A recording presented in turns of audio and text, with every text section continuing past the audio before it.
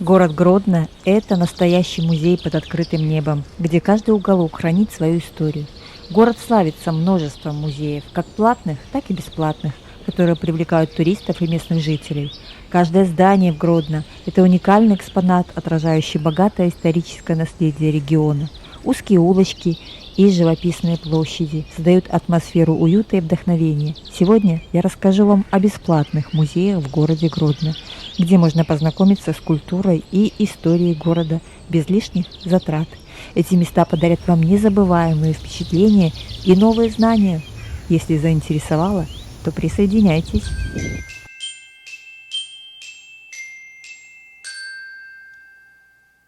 Первый бесплатный музей находится на улице Антонова, 4. Это музей аптечного дела на Гродненщине. И хотя музей работает здесь уже с 2017 года, о нем многие ничего не знают. А посмотреть там действительно есть на что. Музей работает со среды по субботу, но и в выходной день вам могут его открыть для организованной группы. Достаточно позвонить по телефону. Номер я укажу под видео. Но даже если в музей придет в рабочий день всего лишь один человек, вам с удовольствием проведут экскурсию.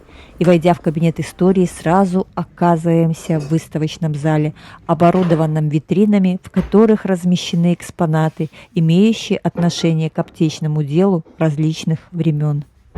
Вам интересно и захватывающе расскажут о становлении аптекарского дела, начиная от истоков и до наших дней. Покажут старые экспонаты, собранные с разных аптек. Вам покажут, как раньше в аптеках хранили яды, как изготавливали лекарства, и даже предложат вам самим попробовать измельчить сырье для лекарства и запаковать его, как это делали настоящие провизоры. В музее здесь не один зал экспозиции, и чего тут только нет. И оборудование, которым работали как в начале 20 века, так и современные его образцы. Старые книги по фармации, различные приспособления для изготовления лекарств. Вы сможете произнести настоящую клятву провизора 18 века, прочитать, какие наказания существовали за нарушение правил отпуска лекарств в начале 20 века. Спойлер, вплоть до ареста и запрета деятельности в будущем. Как классифицировались яды, как они хранились и кто имел к ним доступ, а также для чего они иногда были просто необходимы в фармакологии. Можно также увидеть редкие издания книг. Вот, например, «Российская фармакопея» 1891 года издания. Есть издание 1933, 1942 года, 46, 52. Польская, 1937 год. Это польская фармакопея. Ну, конечно, что-то скажу.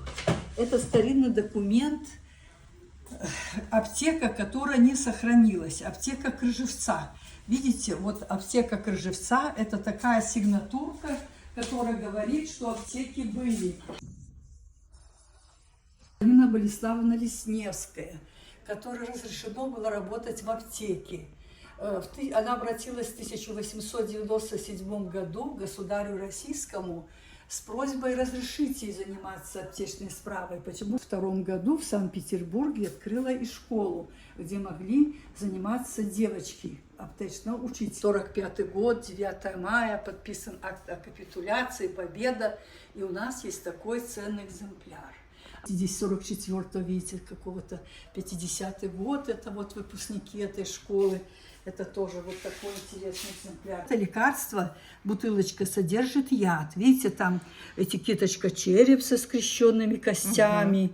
Вот. А это вот лекарство, которому более 100 лет. Это Риванол, фирма Байер. Это фирма Байер. Лекарство до сих пор, это, значит, фирма у нас на рынке. Аспирин кардио. А тогда это антисептик для обеззараживания воды. Атофан. Атофан – это, значит, средство для лечения заболеваний суставов, связанных с повышенным отложением солей мочевой кислоты. Фирма Шеринг. Она до сих пор на рынке. Это мое детство. Видите, такие аскорбиночки. Сейчас уже таких не бывает. Медицина, вот настоящая змейка.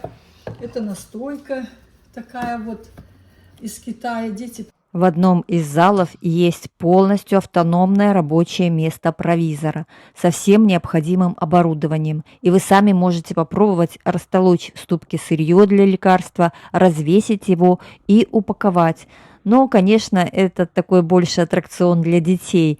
Но, повторяю, все это совершенно бесплатно. Нет никаких добровольных пожертвований и платежей. Музей открыли в 2017 году Гродненское унитарное предприятие «Фармация», и это государственная аптечная сеть Гродненской области. Ну, конечно же, если бы музей был частным, то, конечно, бы оплату брали. Но государство может себе позволить показывать это все бесплатно. И почему бы не пользоваться такой возможностью? У нас музей бесплатный. За период с 27 мая по 6 июня 500 человек прошло вот это приспособление для нанесения клея. И вот этикетки так клеили. Но дети, конечно, этого так и не знают, потому Мне эта мини-ассистентская, которая обставлена аптечным оборудованием аптек советского периода, больше всего понравилась. Баночки, скляночки, все можно потрогать. Слушайте, ну прямо что-то из детской мечты. Я намеренно не показываю всю экскурсию, а только отрывки, чтобы вам было интересно здесь побывать самим. Ведь экскурсия длится около часа, а иногда и больше, если у посетителей есть какие-то вопросы по ходу экскурсии. Великолепно объясняют, все очень доступно и наглядно.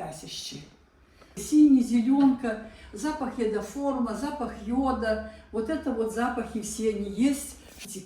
Где аптеки, которые готовят, они имеют такие кабинеты. Здесь работают аналитики, здесь и колбы, и пипетки, и пробирки, и рефрактометры, старинные приборы, которым определяют процентное содержание. Надо проверить или 5, или 10%, или нет. Следующий зал музея – это аптека, в которой готовили травяные сборы. Есть оборудование, предназначенное для измельчения лекарственных трав. А на стеллажах, выполненных в стиле ретро, с ковкой, цепями, представлены различные сушильные шкафы, автоклавы, дистилляторы, мешалки, измельчители, чего-то только нет. Но и отдельно выделено пространство с панно алхимиков. Их назывались реторты. И мы уже на заводе Неман, вот там вот посмотрел, это мы уже заказали, чтобы нам изготовили. Видите, они разных видов, различных, по-разному они выглядят здесь. Красивые, необычные, но это реторты. Это весы. Варшава, Берлин 15 века. Видите, вот такой резак. Тоже такой интересный экземпляр. Вот резак конца 19 века, потому что мы, допустим, полынь, смотрите, мы действующие, а до этого были резаки. А вот эти машины, на которых мы готовили сборы, они рабочие, сборы получались очень ароматные, дешевые и пользовались большой популярностью. Но видите, сейчас уже сборы готовят производство. Уже.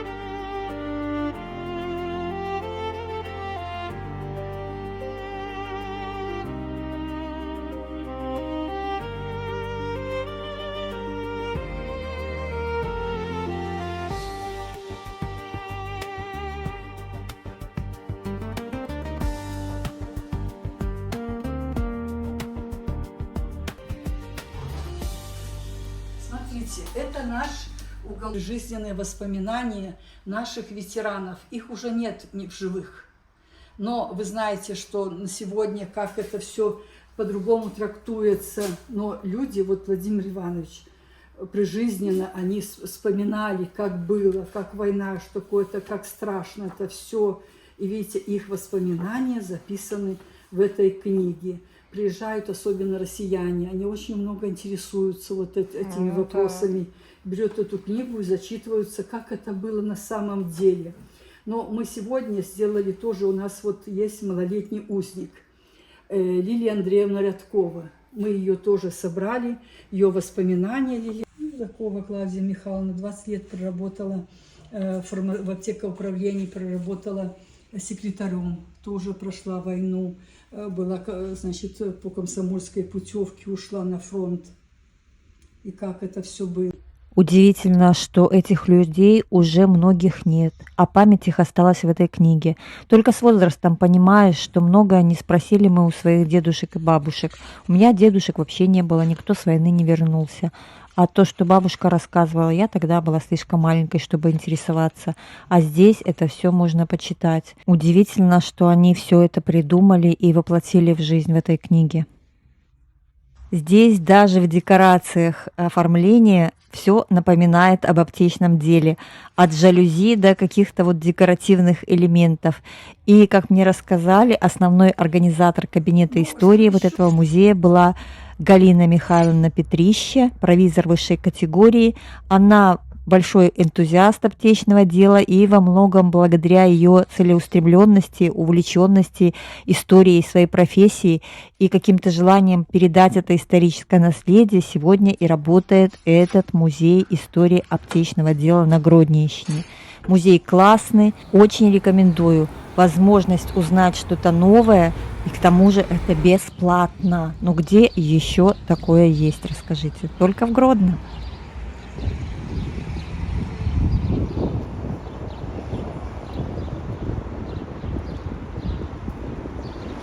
Следующий бесплатный выставочный зал, где можно посмотреть современное художественное искусство, знаком многим гродненцам, но как-то мы почему-то не рассматривали эту галерею как бесплатный музей в том числе, не правда ли?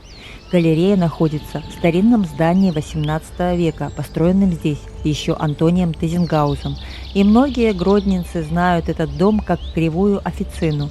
Это бывшая театральная школа со времен короля Станислава Августа Понятовского.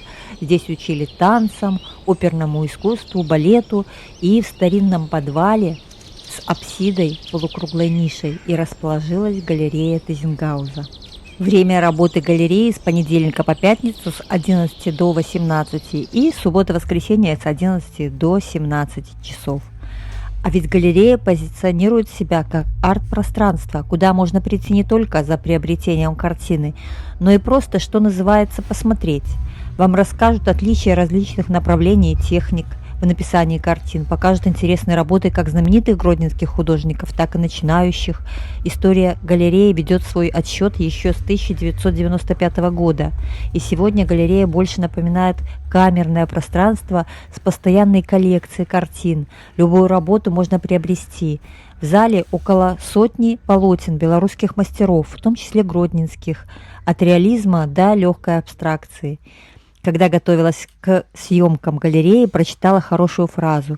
Галерея Тизенгауза – одно из тех мест, где даже случайный прохожий может стать зрителем, а зритель – поклонником искусства. Красиво, правда? Искусство меняет личность, влияя на то, как мы воспринимаем и чувствуем окружающий мир. К сожалению, многие люди воспринимают искусство как нечто несущественное и непрактичное, предназначенное только для узкого круга людей. Однако это далеко не так. Искусство доступно каждому, кто готов к нему приблизиться и открыть для себя его мир. Искусство не является привилегией лишь избранных и не является чем-то второстепенным. Оно развивает навыки, которые остаются с человеком на всю жизнь, обогащая его существование и наполняя его мудростью. Чем раньше мы начнем знакомиться с искусством, тем больше возможностей откроется перед нами. И все это можно увидеть именно здесь. Так что приходите посмотреть на все своими глазами. А если приобретете какую-то работу, вам ее могут даже оформить в рамку и упаковать, допустим, в подарок. Дарите искусство. Лишь оно останется у одаряемого, возможно, на долгие годы, вися на стене и напоминая о вас. Почему нет? Тут есть работы и с видами Гродно, и достаточно много работ в современном стиле написания, но есть и классические образцы. Хозяйка галереи Ольга увлекается коллекционированием, и здесь у нее в шкафу за стеклом можно посмотреть также ее коллекцию, о которой она тоже вам увлекательно расскажет. Ну и, конечно же, старинные окна, кованые решетки на дверях, неизменные охранники галереи, коты. Это их дом. И они важно расхаживают по залам или лежат на крылечке, греясь на солнышке. Так что заглядывайте в гости в галерею. Это не только про то, что здесь можно что-то приобрести, но и о том, что здесь можно посмотреть на искусство и обогатить свой внутренний мир, увидя что-то прекрасное, новое и увлекательное. И кто знает, может быть, в следующий раз вы вернетесь сюда именно за покупкой. Вот такое видео у меня получилось. Надеюсь, что вам понравилось и вы узнали что-то новое. Напишите, может быть, вы в этих музеях и в галерее уже были, понравилось ли вам. Можете написать свои впечатления. Всем нам будет интересно. Ну а я, как всегда, всех обнимаю. Всем пока.